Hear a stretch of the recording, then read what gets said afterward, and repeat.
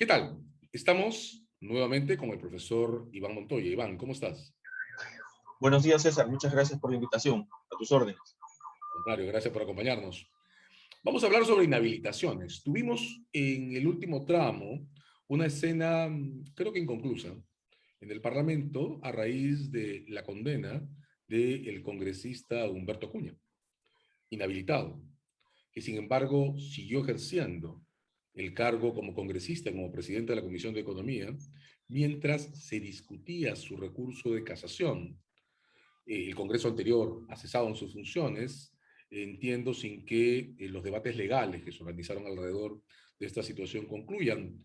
De modo que, Iván, tengo que empezar preguntándote cuál es el régimen legal de las inhabilitaciones que dimanan de condenas penales.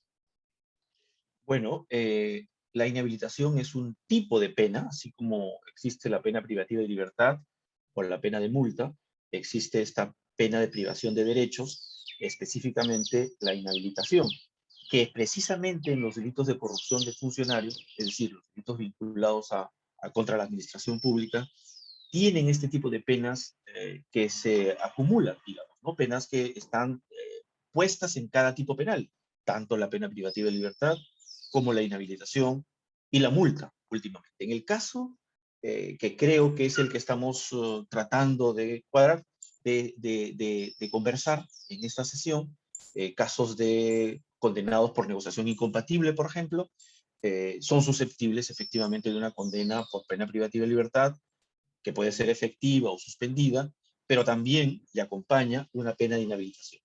Se sostiene que con el nuevo Código Procesal Penal, estas penas de inhabilitación eh, se comienzan a contar o a contabilizar desde el momento en que la sentencia condenatoria queda firme. Es a partir de allí que se contaría la pena de inhabilitación de 1 año, 2 años, 3 años, que sería la pena que le impongan al funcionario por algún delito vinculado contra la administración pública. Ese es más o menos el régimen, es una pena principal, la pena de inhabilitación, implica la privación del ejercicio de una serie de derechos, en este caso de ejercicio del cargo público. El sujeto es cesado del cargo público y evidentemente no regresa hasta que evidentemente cumpla su pena de inhabilitación. Eso es más o menos, en teoría, lo que corresponde con la pena de inhabilitación, la privación o el cese en el ejercicio del cargo público. Esto es una medida que tiene una finalidad. La finalidad es apartarlo de una manera de la esfera en la que puede ejercer su presencia para poder incidir en una serie de medidas que puedan volver a incidir sobre el correcto funcionamiento de la administración pública. Es decir, se trata de una medida preventiva, si ustedes quieren, si se puede llamar así, para efectos de que el funcionario no vuelva a incurrir en una medida que altere, cuestione o resquebraje algunos de los principios que informan el correcto funcionamiento de la administración pública. Entonces, es una suerte de medida preventiva situacional, ¿no? O selectiva, para que el sujeto funcionario, apartado del cargo, no vuelva a incurrir en un resquebrajamiento de ese funcionamiento correcto de la función pública. Entonces, eh, eh, la idea, evidentemente, es que durante el tiempo en que cumple la inhabilitación esté apartado del cargo. Y sí, esto es antes de una reforma posterior del decreto legislativo 1367. Cuando cumplía la pena de inhabilitación, podría volver a postular, podría volver a inscribirse, podría volver a ser, digamos, a ser designado en alguna función pública. Pero creo yo que desde la vigencia de este decreto legislativo, los funcionarios públicos que han sido condenados por un delito contra la administración pública, entre ellos negociación incompatible, colusión, peculado, no pueden volver a ejercer el cargo público. Digamos que hay una suerte de prolongación de la inhabilitación producto de este impedimento que se activa en ese momento y no se puede volver a reingresar a la función pública más allá del tiempo de la inhabilitación que le impusieron en su sentencia. Es decir, hay una suerte de segundo momento que es de impedimentos para el ejercicio del cargo público que se activa como una suerte de prolongación de la inhabilitación, digamos, permanente. Esto que has dicho me parece especialmente importante, de modo que la inhabilitación se activa como parte de una condena, se cumple en un plazo bajo vigilancia judicial, pero subsiste en un tramo posterior como impedimento para ejercer cargos públicos, dirías tú entonces, de manera indeterminada? ¿Sí? Yo diría que de manera indeterminada. Si leemos este artículo 2 de este decreto legislativo 1367, es bastante expreso y claro, ¿no? Hay impedimento de volver a ejercer cargo público alguno, bajo cualquier modalidad, dice expresamente el decreto legislativo.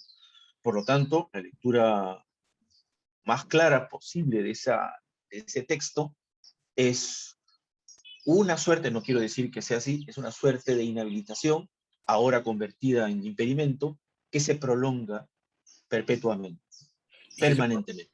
pero que se prolonga incluso más allá del periodo de vigilancia judicial que importa una condena condicional. ¿Estoy entendiendo bien?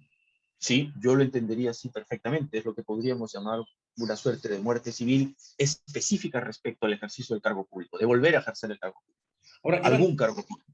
tú eres autor de lo que en este momento, desde mi punto de vista, es el trabajo más importante en nuestro medio sobre principios constitucionales aplicados al ámbito del derecho penal. Esta prolongación indefinida de las inhabilitaciones, esta prohibición permanente de que alguien que en el pasado fue condenado por un delito que está en el catálogo de los delitos de corrupción sea nombrado o ejerza un cargo público, ¿viola alguna disposición constitucional? ¿Es revisable en sede constitucional?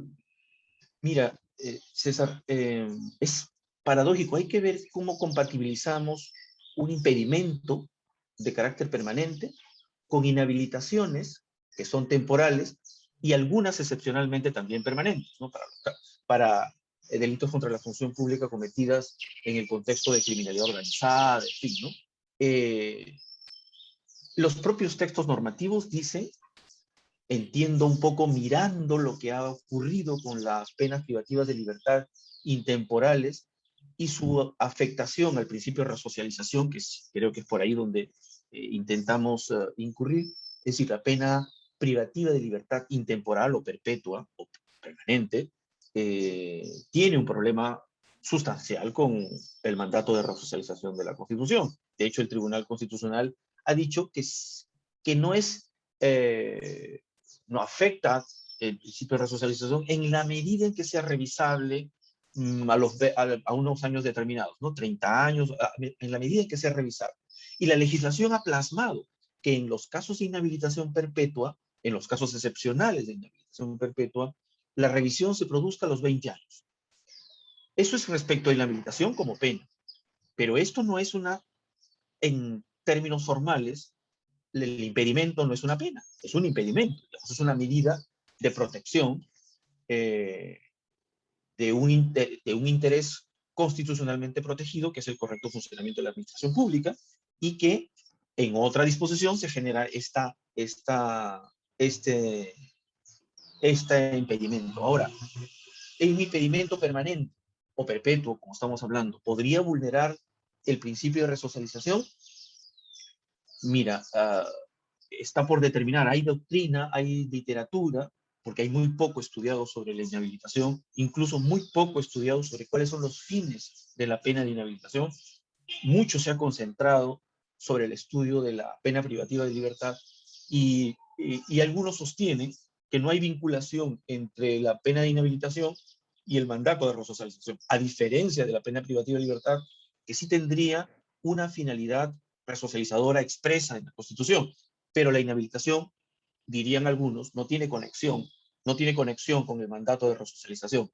Otros sostienen últimamente que dado que la inhabilitación tiene un nivel de aflicción, la inhabilitación, otra vez, no el impedimento, ¿no?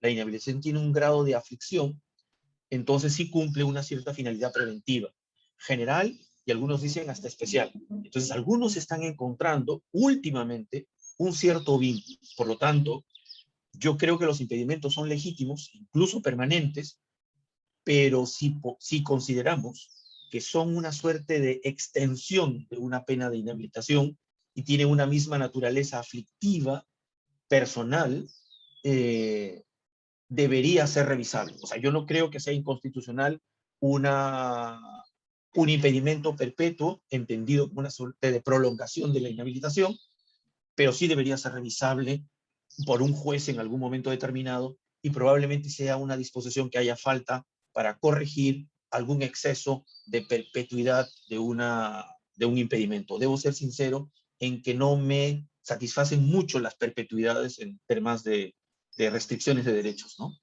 Pero en todo caso, esa no satisfacción tuya por las perpetuidades, que me parece comprensible, la perpetuidad significa una especie de restricción automática sin causa, ¿no?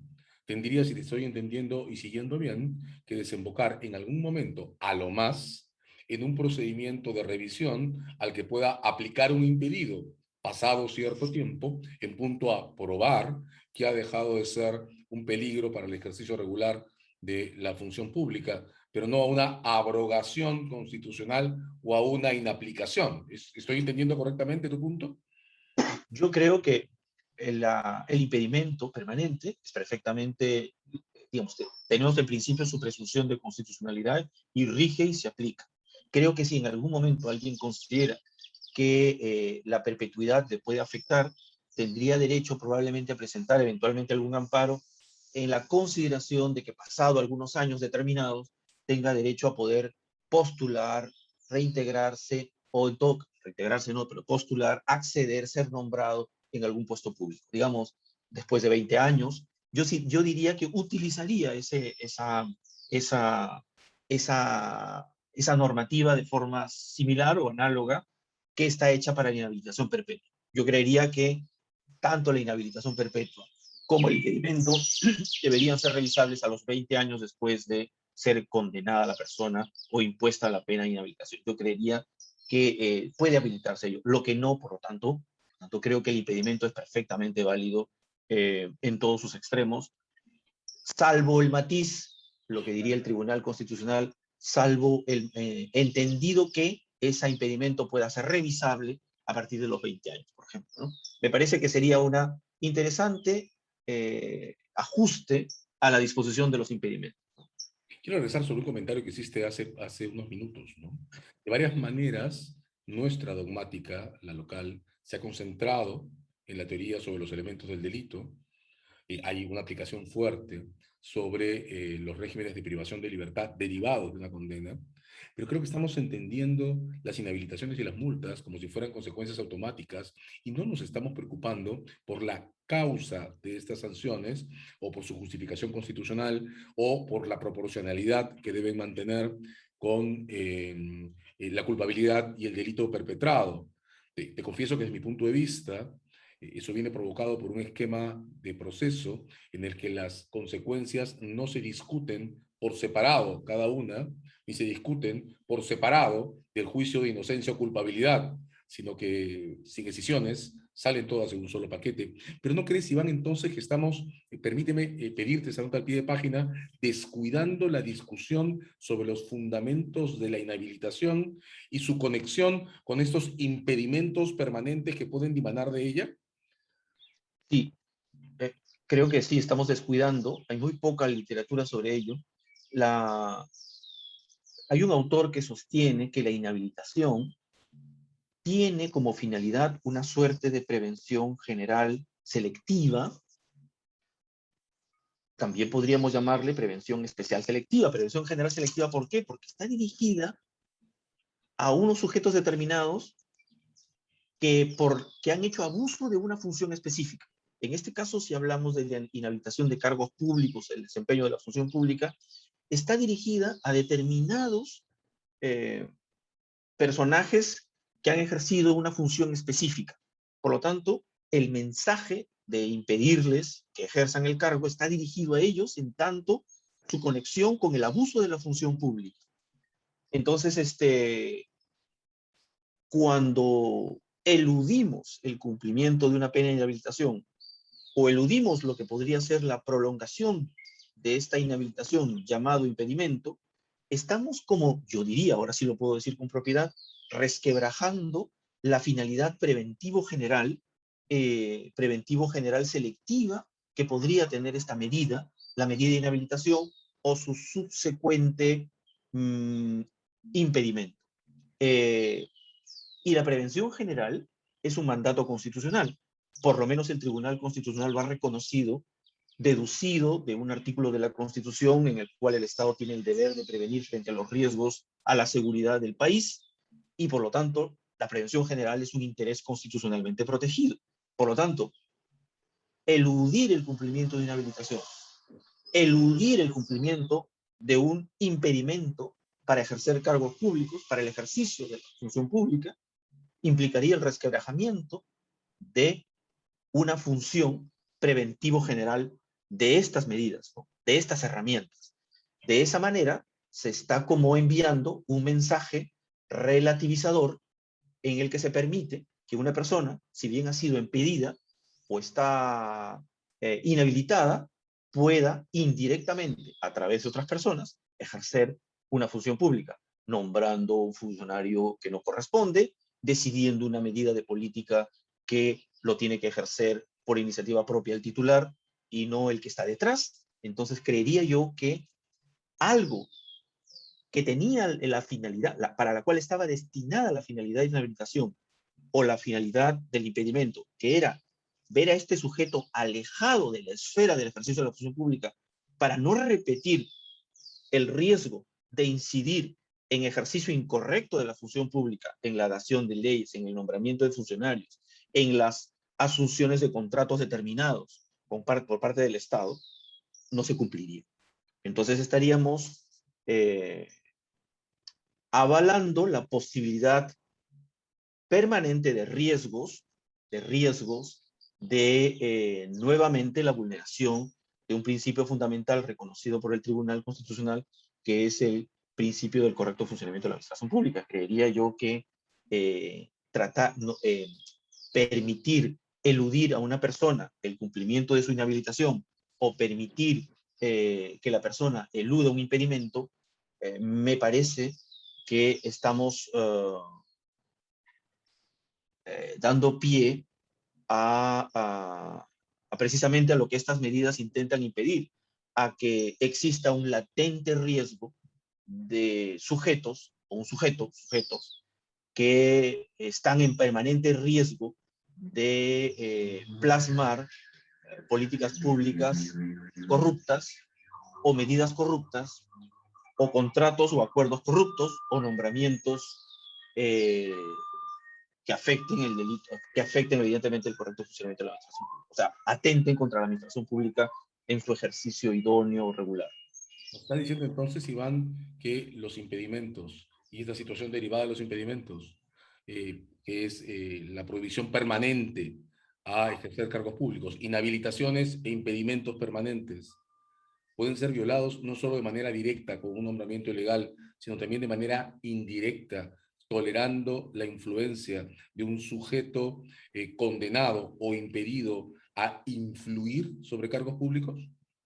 Claro, el incumplimiento puede ser, por supuesto, directo o indirecto, eludiendo las medidas, ¿no?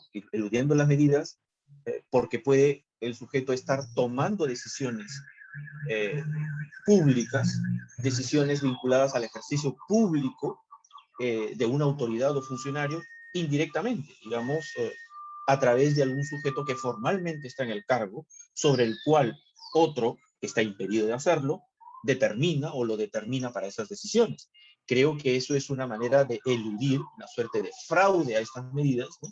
De fraude a las inhabilitaciones, de fraude a los impedimentos, que en buena cuenta terminan siendo el incumplimiento de la ley, el incumplimiento de una finalidad que la Constitución trata de perseguir.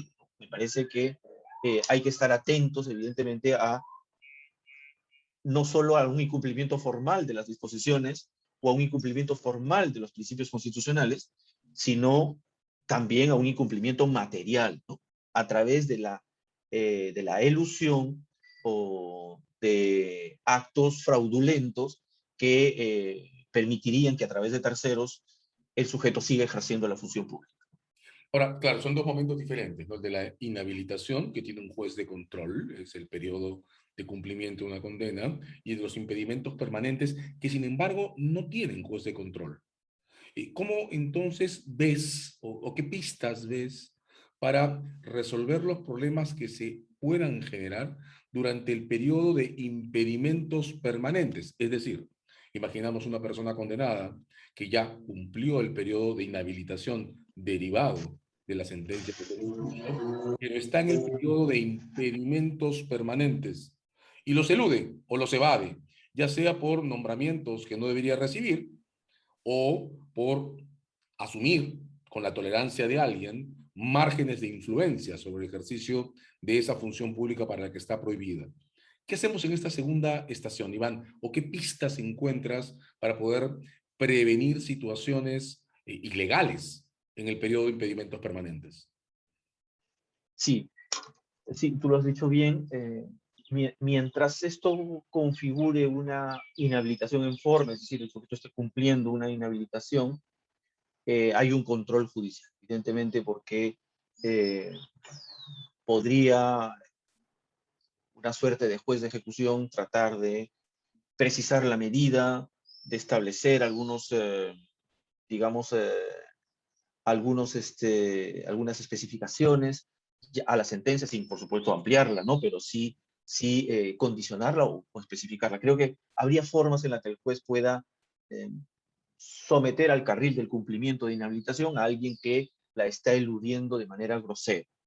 Eh, Fuera de la inhabilitación, ubicándonos ya en una situación de impedimentos que se activaría como permanente y por lo tanto estaríamos dando pie a una latencia de indirecta de ejercicio del cargo de alguien que está impedido eh, y que se podría materializar en distintos actos eh, que atentan a manera de formas de, digamos, de delitos contra la administración pública. Digo que, por ejemplo, con nombramientos ilegales, por ejemplo, con una decisión que termine siendo una negociación incompatible, o que termine siendo un acto colusorio, o que termine siendo un acto de peculado. Digo, si detrás de estas personas o de la persona que está inhabilitada, pero tiene un poder de determinación sobre los que están formalmente en los cargos públicos, primero tendríamos ante esa situación probablemente un control político, ¿no? Digamos, ¿quién es el que está tolerando, permitiendo que esta persona o estas personas impedidas de ejercer cargo público estén incidiendo sobre el ejercicio de la función pública de determinados funcionarios? ¿Quién es el que está avalando o tolerando ello? ¿No? Probablemente el ministro del sector respecto a algunas medidas de su área, el primer ministro respecto de los ministros o de otras áreas. Entonces creo que se podría justificar probablemente un control político por parte del Parlamento respecto de estas autoridades formales que estarían permitiendo o tolerando la injerencia sustancial de un sujeto impedido para ejercer el cargo público. Entonces, podría ser materia de una interpelación en la medida en que se esté considerando que se está permitiendo el incumplimiento de un impedimento, ¿no? Que se está permitiendo el resquebrajamiento o la infracción de un impedimento, ¿no? Ya no hablemos de una inhabilitación, pero se está tolerando o se está auspiciando la violación de un impedimento que tiene una finalidad constitucional importante, como repito, lo dije hace un momento, de impedir la cercanía de estos sujetos que podrían volver a incurrir en la vulneración de los principios que informan el ejercicio correcto de la función pública. Es decir, volver a incidir o colocarlos en una situación de riesgo de hacer incurrir a muchos de estos funcionarios en una serie de delitos contra la administración pública. De eso se trata, ¿no? Tal vez de prevenir situaciones de esa naturaleza y por lo tanto, por lo menos una interpelación primera que permita que estas autoridades, premier o ministros, expliquen por qué o no lo es, se estaría dando pie o permitiendo que una persona o determinadas personas que están impedidas de ejercer el cargo público estén teniendo o no están teniendo determinación sobre determinadas medidas o determinadas políticas. Creo que habría una función en primer lugar del Congreso de la República para tratar de frenar o controlar algo que se está convirtiendo en una situación de riesgo latente. El impedimento se está aparentemente o podría estar vulnerándose resquebrajante. Y ese impedimento tiene una finalidad. La idea es evitar que se plasmen las finalidades que pretenden estos impedimentos, ¿no? ¿Cuál es? De que se estén plasmando eventualmente una serie de posibles delitos contra la administración pública. Ojo, Iván, la Corte Suprema desestimó el pedido de casación de la condena del señor Cerrón, principal dirigente del partido que ganó las elecciones, Perú Libre. ¿Cómo encuadras la historia del caso Cerrón y su inhabilitación original por tribunales dentro de este esquema de inhabilitaciones e impedimentos? Si seguimos un poco la condena de Cerrón por negociación incompatible, fue condenado por el 399 del Código Penal, 4 años, pena suspendida, y la inhabilitación de 1 año, siguiendo un poco las reglas del nuevo Código Procesal Penal interpretadas por los acuerdos plenarios del 2011, es con la confirmación de su pena de inhabilitación que empieza a contarse el año de inhabilitación.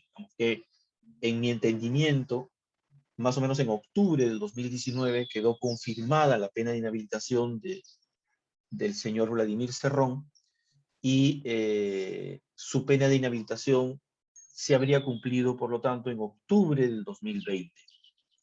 Sin embargo, en el 2018, como ya lo he mencionado, el decreto legislativo 1367 prescribió el impedimento para ejercer cualquier cargo público, el desempeño de cualquier cargo público, y dice expresamente bajo cualquier forma o modalidad, dice el decreto legislativo, a todo aquel que haya sido condenado y su sentencia haya quedado firme por un delito contra la administración pública, y señala expresamente el 390.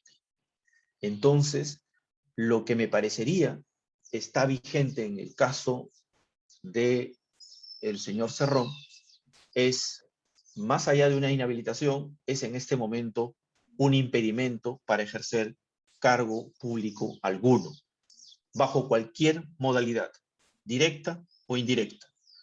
Por lo tanto, lo que hemos dicho anteriormente, en el sentido de la posible elusión o una forma de eludir este impedimento, podría estarse sucediendo en el caso de este dirigente Vladimir Cerrón, en la medida en que habría que confirmar las informaciones, habría que verificarlas, estaría tomando decisiones o influyendo de manera decisiva o de manera casi determinada en una serie de decisiones, entre ellas, por ejemplo, el nombramiento de cargos públicos, eh, eh, eh, por decirlo menos, cargos públicos de algunos de los funcionarios que podrían estar cuestionados en el sentido de tener impedimentos. Es decir, por ejemplo, una eventual situación de nombramiento indebido del cargo. Entonces, todo lo que hemos dicho de tratar de evitar de que un sujeto que no solo está inhabilitado, sino que ahora está impedido de ejercer cargo alguno bajo cualquier modalidad, pueda estar permitiéndosele tomar decisiones a través de otros funcionarios formalmente designados. Eso es lo que deberíamos esclarecer para tratar de impedir estas situaciones. En ese sentido, probablemente se pueda, en primer lugar, justificar que las autoridades formalmente designadas, primer ministro o el ministro respectivo, primero esclarezcan de que no haya una persona que está detrás, que esté condicionando las tomas de decisión en alguna medida, para que no se conviertan en sujetos, me refiero, por ejemplo, al premier o algún ministro determinado, estén permitiendo el incumplimiento de disposiciones legales, como en este caso el incumplimiento de disposiciones de impedimento para el ejercicio del cargo público. Es decir, de eso se trata, de que den explicaciones a la nación respecto de medidas que están hechas para impedir el ejercicio del cargo público de sujetos condenados por delitos de corrupción de funcionarios. y no estén, digamos, incurriendo en el incumplimiento de estas disposiciones y en la finalidad constitucional que inspira estas disposiciones. Es curioso, ¿verdad? Porque la mayoría de organizaciones políticas del país tienen en sus estatutos cláusulas que impiden que quienes han sido condenados por delitos dolosos o especialmente por delitos de corrupción tomen asiento en los órganos de decisión de un partido político. Entiendo que esas cláusulas están hechas precisamente para prevenir el riesgo de eludir indirectamente los impedimentos que se derivan de esas condenas. Perú Libre no los tiene. Y hace muy poco hemos escuchado a uno de sus principales dirigentes, que ahora es presidente del Consejo de Ministros, decir que los cargos se están asignando en función a que Perú Libre es el partido que ganó las elecciones. Pero Iván, déjame cerrar con una pregunta. Solo Creo, una cosita, César, por favor. perdón, no sé, a partir de lo último que acabas de decir, sí, pues, es una cosa normal, diga, no es que sea normal, pero por lo menos se estila que en un partido democrático, si uno de sus miembros termina condenado, aunque sea con pena suspendida, por supuesto, por un delito de corrupción de funcionarios, haya una medida interna dentro del partido que lo, digamos, aparte, lo suspenda del ejercicio de los partidarios. Y esto lo hemos visto en el Partido Perú Libre. Yo, por ejemplo, en algún momento esperaba, perdona que esto ya es una opinión mía, ya al margen de mis opiniones más jurídicas, que algún miembro del partido, empezando por el señor Castillo, que ejerce ahora el cargo de presidente, dirija algún pedido al partido para que sus órganos disciplinarios lo sometan a un proceso disciplinario y lo sancionen. Digamos, esto deriva de una sentencia condenatoria por un delito de corrupción de funcionarios que tiene que ver con un sujeto que ha accedido a partir de un movimiento político, ha accedido a un cargo público. Entonces, me extraña que nadie dentro del partido haya pedido el sometimiento de este sujeto a las medidas disciplinarias que todo partido debe tener, ¿no? Con sus miembros. No sé, o no sé si tú te has enterado, pero yo no me he enterado de un proceso disciplinario al cual haya sido sometido el señor Cerrón, ¿no? Digamos, es una opinión, por cierto, tuya, pero no está fuera del rango de lo jurídico, porque estamos hablando de los comportamientos que pueden ser cometidos dirigiendo cuerpos colectivos, ¿verdad? De modo que cuando se dice Perú Libre y el señor Cerrón ocupa una plaza decisiva en las decisiones de Perú Libre, se está diciendo también el señor Cerrón. Y eso Pero es realmente llamativo, ¿no? que a mí como profesor de la universidad, profesor ordinario principal de la universidad, terminan condenándome por algún delito doloso en general. Peor aún si es un delito en el cargo público, ¿no? Por algún delito contra la administración pública, la universidad disciplinariamente me somete a procedimiento y me cesa del cargo, ¿no?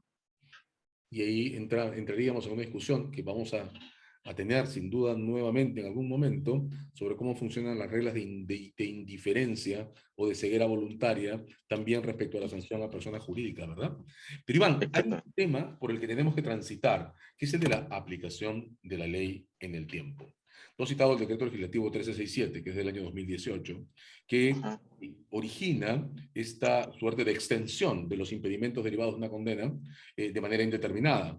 Has dicho que desde tu punto de vista, que me parece absolutamente comprensible, siendo una sanción indeterminada, en algún momento podría discutirse en tribunales la posibilidad de generar un procedimiento de revisión de la sostenibilidad de estos impedimentos en atención al comportamiento, habría que decir, resocializado del impedido, en un plazo que podría ser el de 20 años, podemos discutir más, podemos discutir menos. Pero la ley es de 2018.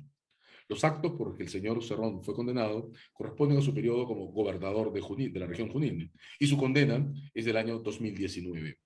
¿Cómo aplica la ley en el tiempo? El decreto legislativo 2018, que genera este impedimento permanente, ¿aplica al caso porque la condena es posterior? ¿O debería no aplicar al caso porque los hechos discutidos en el proceso previo a la condena son anteriores a su aprobación? Muy, muy interesante la pregunta. Yo diría que la posición por el momento más clara, ¿no?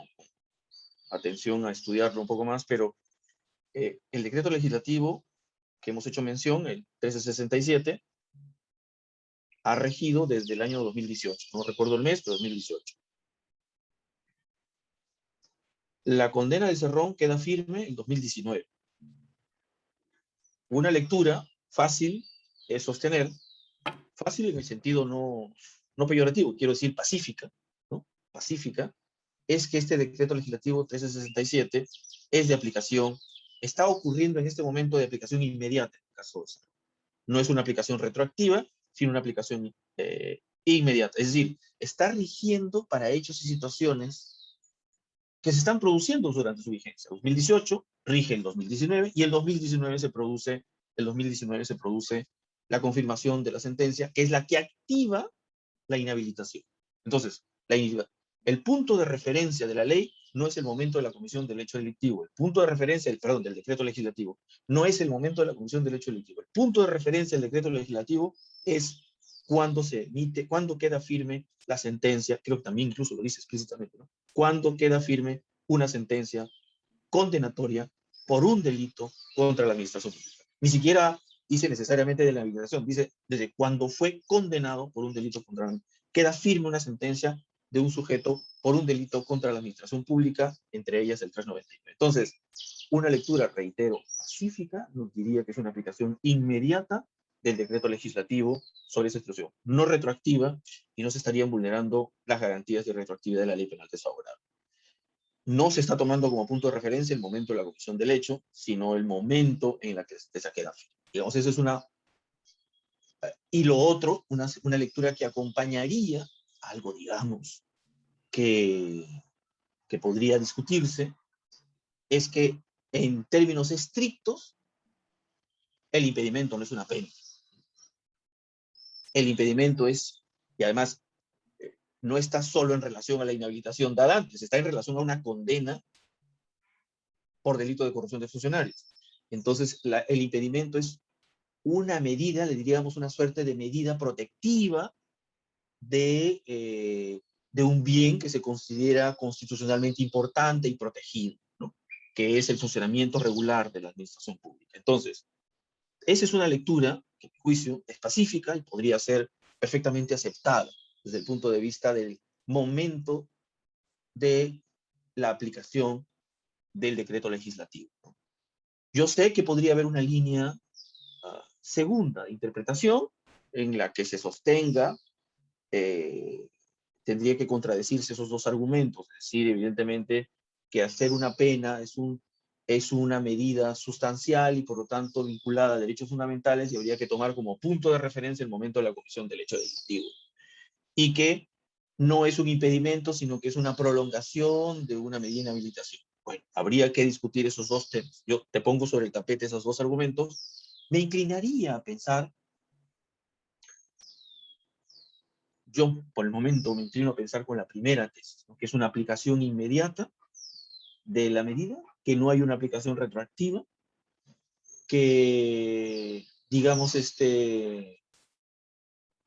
digamos, más allá de que tiene una situación aflictiva el impedimento, eh, se deriva más la medida protectiva en estricto como un impedimento más que como una pena. Desde esa perspectiva, podría haber una lectura pacífica de su aplicación inmediata, más que considerarla una aplicación retroactiva. Repito, pero dejo abierta esa otra posibilidad interpretativa, ¿no? Esa otra posibilidad interpretativa.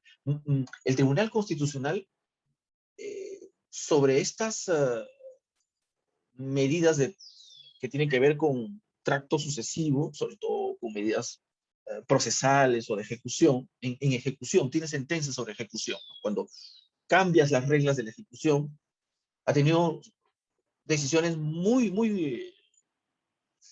digamos, por ejemplo, en una sentencia el tribunal dice que rige desde el momento en que uno presenta su solicitud, ¿no? de beneficio penitenciario, ¿no?